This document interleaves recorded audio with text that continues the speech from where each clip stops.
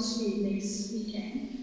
And we're grateful that Lamport has allowed the katina to be live streamed over Dhamma Zoom here.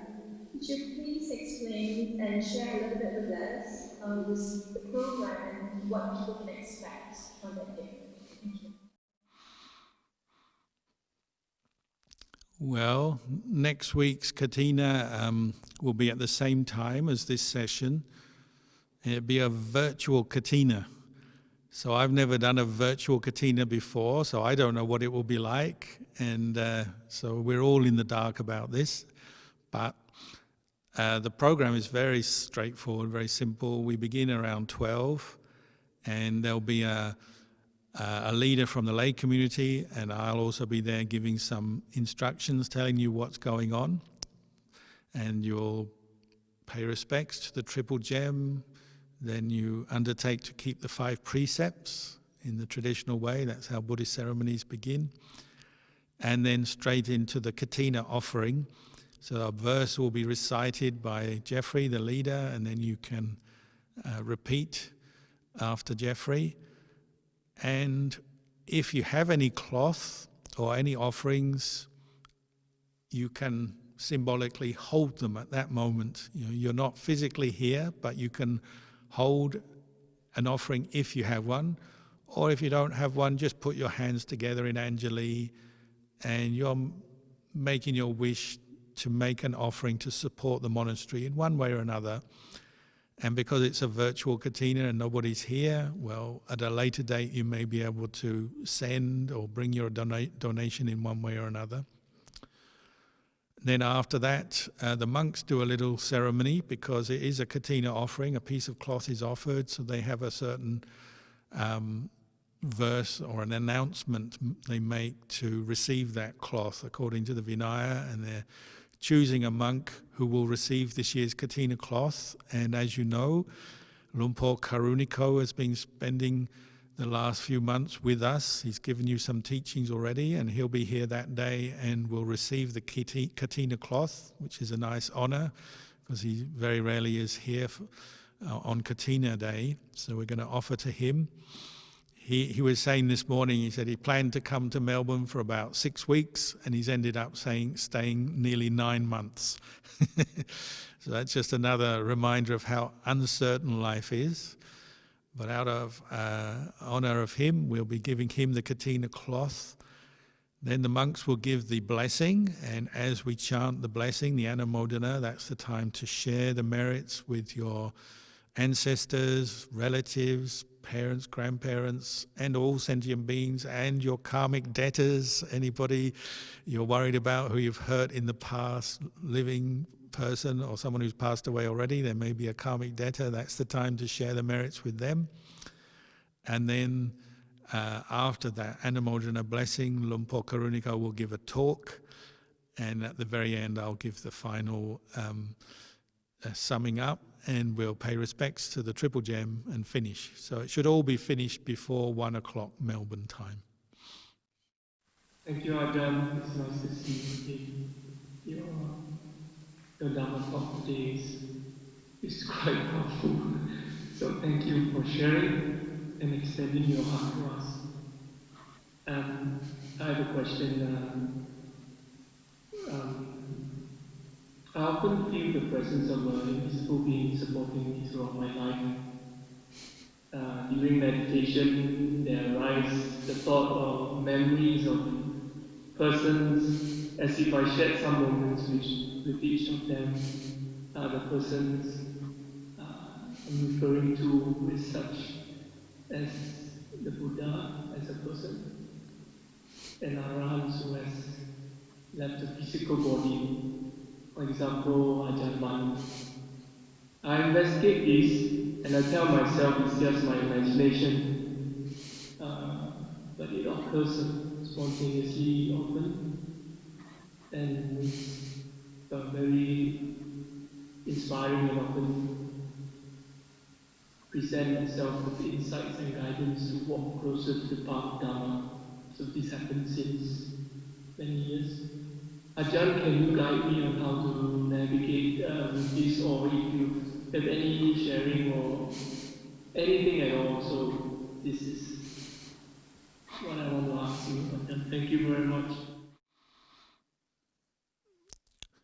Well, it's a very common experience for meditators to sometimes feel as if there are other beings present, or to remember or recollect teachers or even the Buddha, and feel almost like there's some presence, some energy there. Like you say, you have to be careful because it's so easy for the imagination to take over. And one thing is, because we're unenlightened, our mind always tends to form the idea of a person around every experience where we identify. So maybe we feel elated and we say, oh, it must be the presence of a Buddha or my teacher or this or that. It's very common for us to do that. We turn everything into what we call personality view.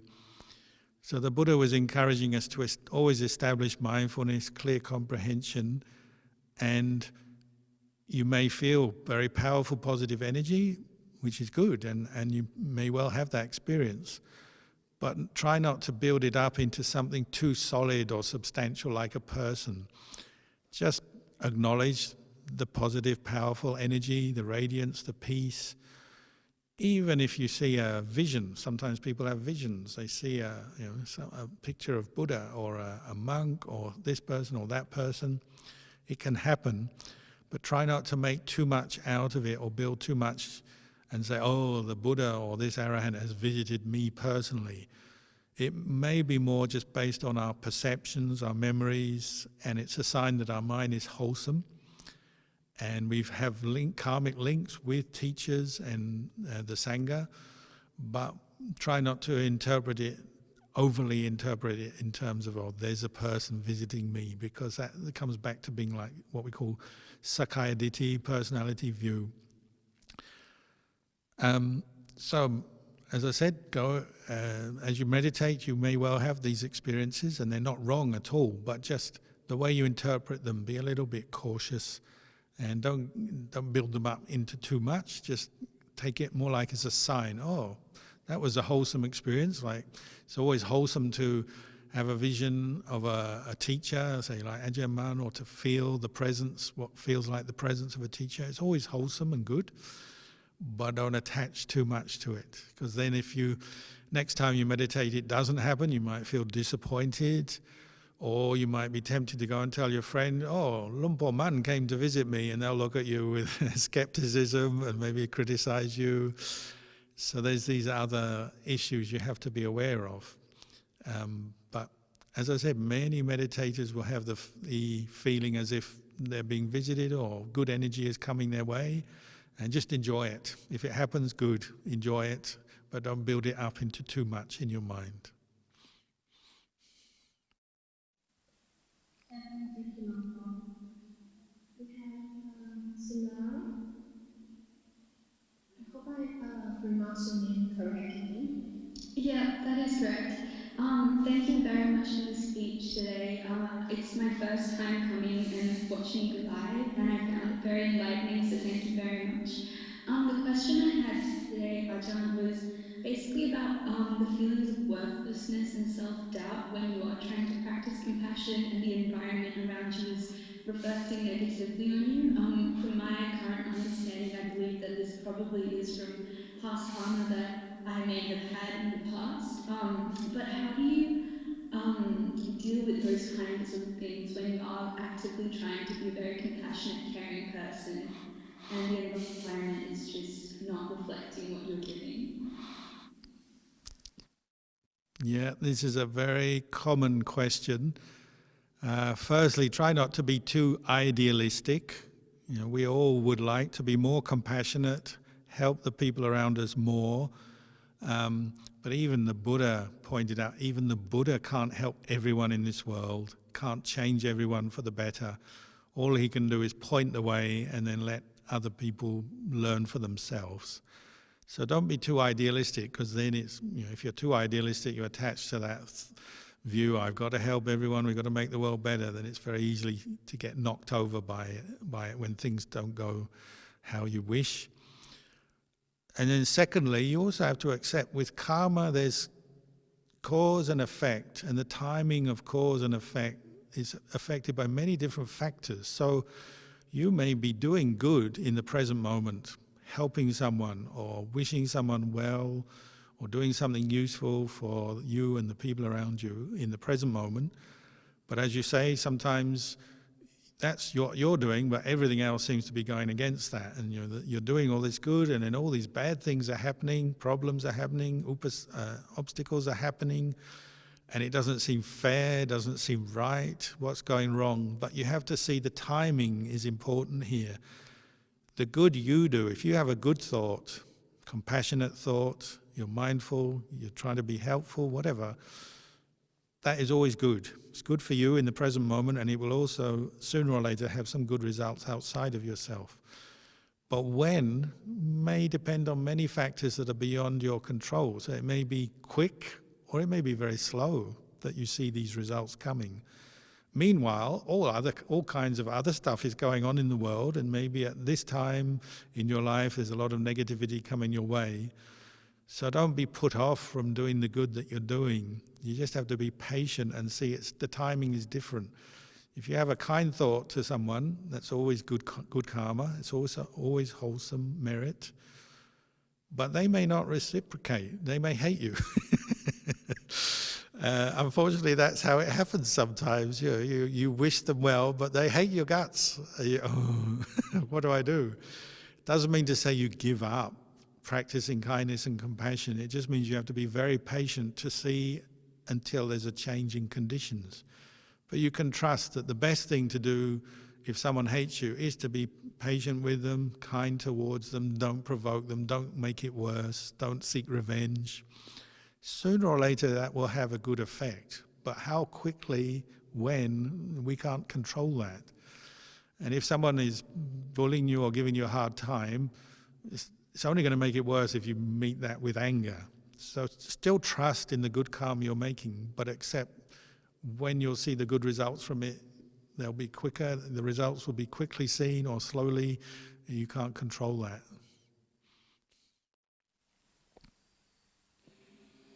Thank you, Uncle.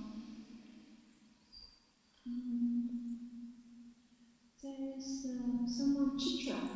Chitra, you'll have to turn on your video and then unmute you.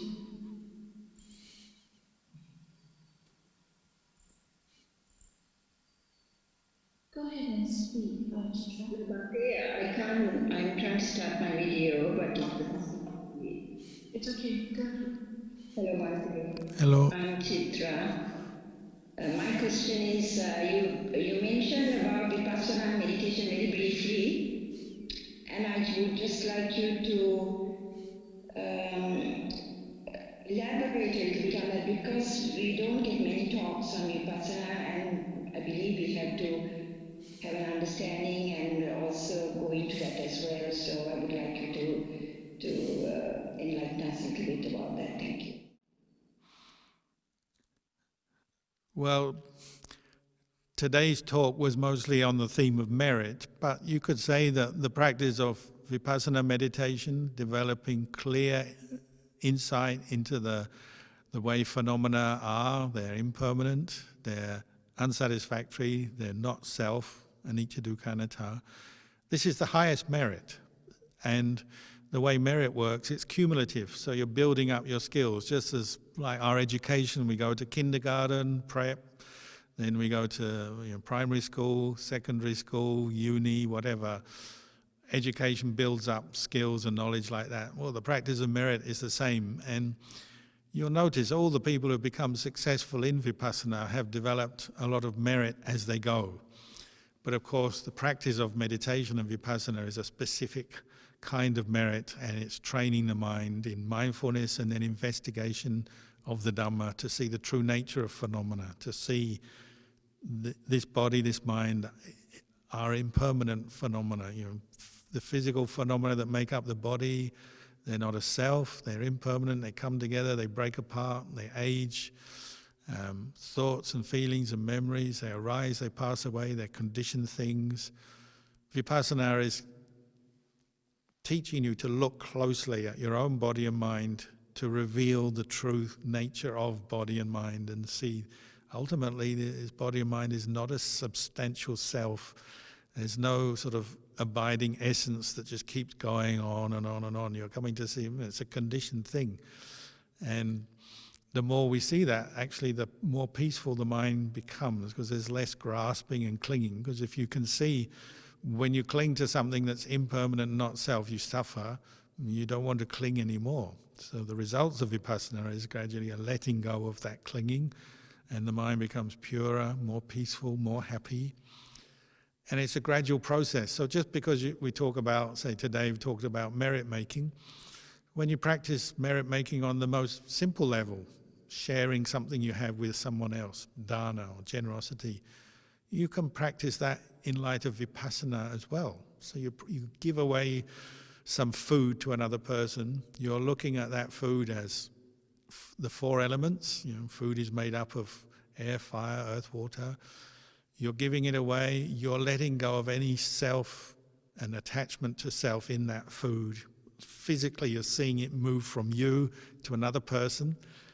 That's vipassana just as much as when you're sitting on a meditation cushion with your eyes closed, watching the arising and passing away of thoughts and feelings. So we practice vipassana at all kinds of levels in our behavior. And you see it sometimes when people come to offer dana at the monastery, you see whether they have practiced vipassana before or not, because some people haven't, fair enough. And they give their offering of food, and it's in their hands, and they either place it on the table or they give it to the monk. But there's still some clinging there. The sense of self and the attachment to self has not been seen yet. The vipassana has not developed yet. So as they give, then they have this sense of clinging to that food, and they may say, "Oh, Bhante, I've given you this food. You've got to do this with it, you've got to do that with that." A certain amount of clinging will come out in the way they're speaking, the way they're looking at it. Occasionally even somebody has given something and then they take it back again because they still believe they own it. Or they've given it away and then they walk away and they come back and they say, "By the way, you've got to eat that food." That's because vipassana is not fully developed yet. If you practice dana and vipassana together, there's no clinging. You give, that's it, finished, because it's not self anyway. It's impermanent, it's not self. But when vipassana is not well developed, even our dana becomes a source of self, attachment to self, ego, clinging. So you see on katina days, the ones who have practiced vipassana, they just give their cloth, finish. They know it's a wholesome karma, it's a wholesome dhamma, and that's satisfying for them, good enough. They let go of their greed, their attachment, end of story. But someone else who maybe hasn't developed much vipassana, they give their cloth, and then they look across and see the other person, their cloth looks like it's a bit more expensive than mine or a bit bigger than mine, maybe they're making more merit than me. And the sense of self is there. They haven't practiced their vipassana on that day. So at every level, whether it's on the level of dana or sila or meditation, we can introduce the reflections from vipassana, every level in every activity, and see where, when the sense of self arises, we'll suffer, and maybe even make other people suffer as well. When we see that sense of self as a cause of suffering and we let it go, the mind is peaceful. Thank you, Longfong. May I please invite Ivan from Melbourne, please, to be unmuted.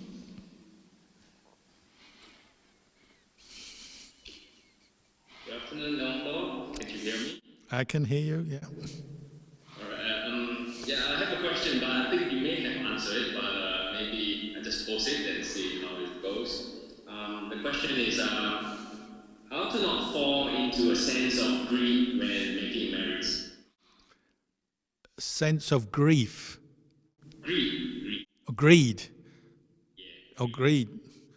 It's continuing on from the last answer. Merit can become a basis for greed and attachment, particularly what we call worldly merit. So you help the world in different ways. Maybe you're a businessman, you earn some money and then you do all kinds of good things for society, or you're a politician, or anyone can do. And if we don't reflect with mindfulness on the impermanence and the selfless nature of phenomena, well, then a sense of self forms with that merit making, and we can create a new, better self maybe, because making merit is still good. But if we attach to it too much, then we'll say, well, I'm somebody who makes merit and I'm a good person. And then you'll see the suffering when someone else comes along and they say, well, I'm a better person than you.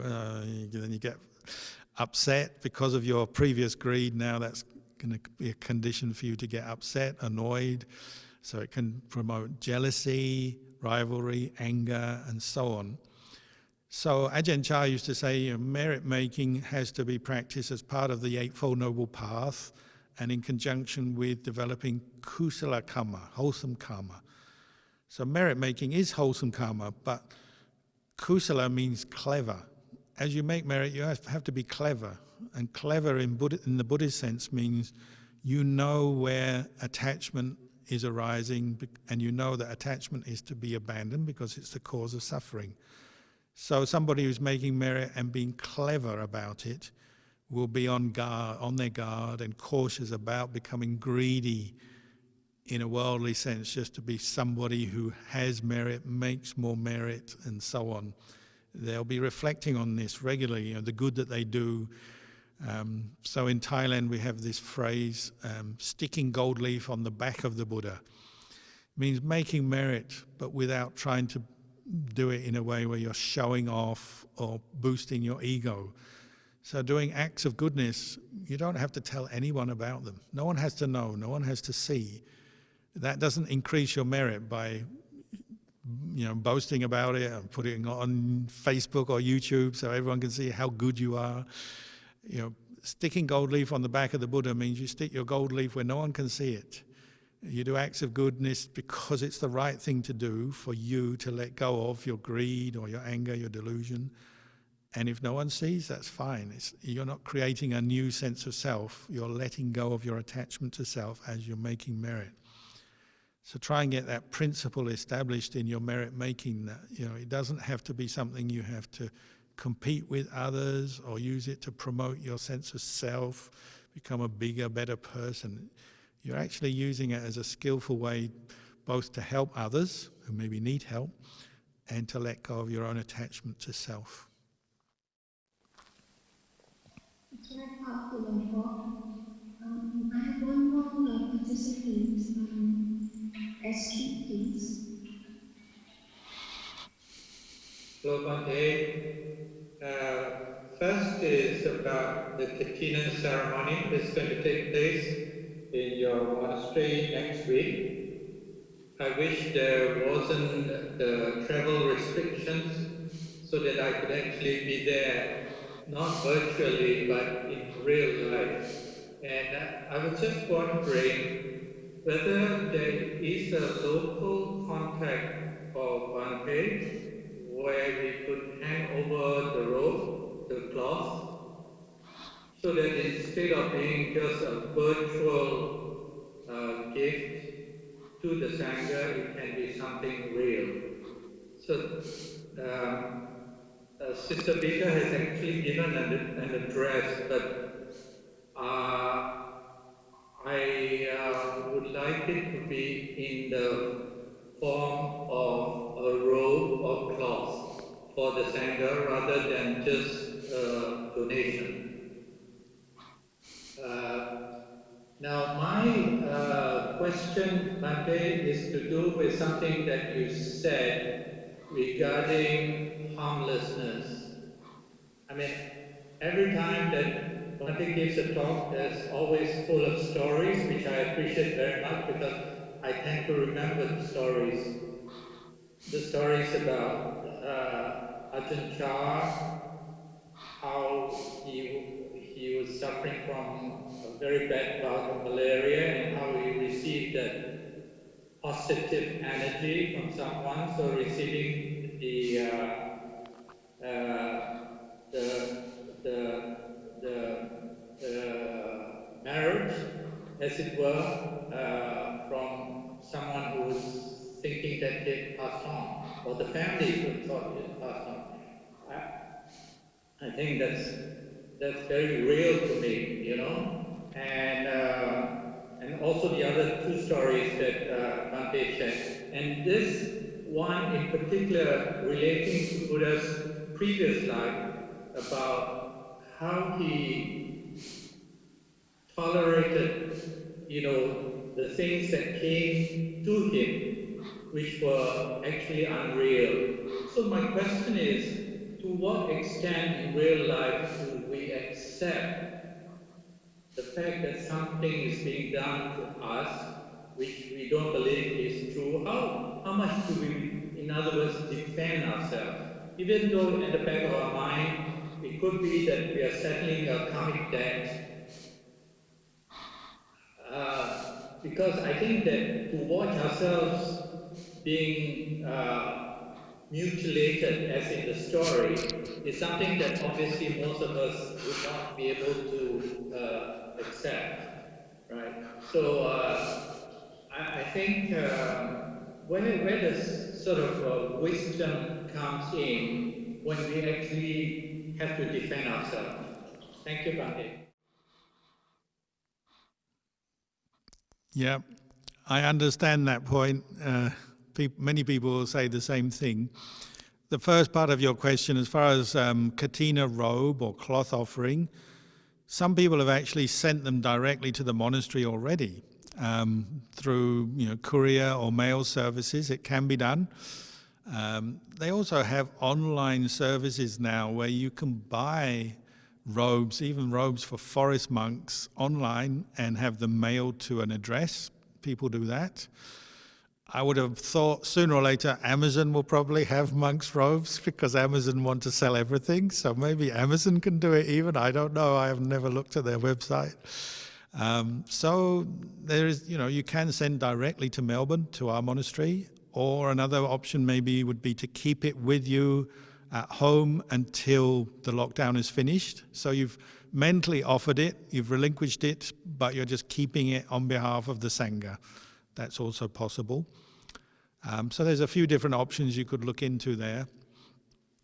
And then as far as how far should we defend ourselves? Well, of course, one of the things nowadays is we've progressed a lot since the time of the Buddha.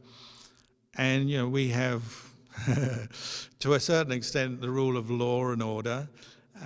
So say it's workplace, somebody is bullying you or hurting you in the workplace. Well, there are ways to address that. You have processes you go through to protect yourself, protect your name, protect your job, protect your personal health and safety, and so on. So there's nothing wrong with using that way of protecting yourself, using the law, the police, the HR department in your workplace, the this, the that, whatever it is. There are ways to address wrongs and injustices, and there's the law courts and even international law courts, all kinds of things we have nowadays. So the world has progressed, but the thing is, what the Buddha is encouraging us to see is that if we're still acting out of anger in a situation, we're harming ourselves, we're harming others. So he didn't say just sit tight and let someone kill you or let someone bully you. There may be a number of things you have to do in any situation. Maybe the best thing in a situation is run away or go to the police or go to your manager or your boss, your supervisor, and ask for help. There's different things we do. But as you're doing those different things, don't give in to anger. Work to let go of your anger and act with mindfulness, wisdom, to do the appropriate thing in that situation. And this can be done. Many Buddhists I've met, Sangha and laity, have been in situations where they have been bullied, physically threatened, verbally abused, bullied in different ways. And they found it a very good time to practice the Dhamma, a very challenging time, but a good time to practice letting go of one's personal anger in the situation, but also still engaging in the correct way to protect oneself or one's interests or one's family or one's monastery. There are things we can do to protect our interests. It's not like the Buddha was saying just being passive and let people walk all over you, but he was encouraging us not to act in anger.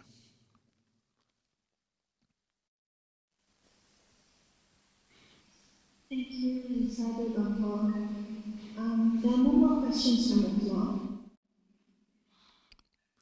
So maybe we can finish there today, and I'll wish you all well. May you all be at peace and find happiness in your Dhamma practice, and hope to see you next week. If you're free, join us in our virtual katina ceremony.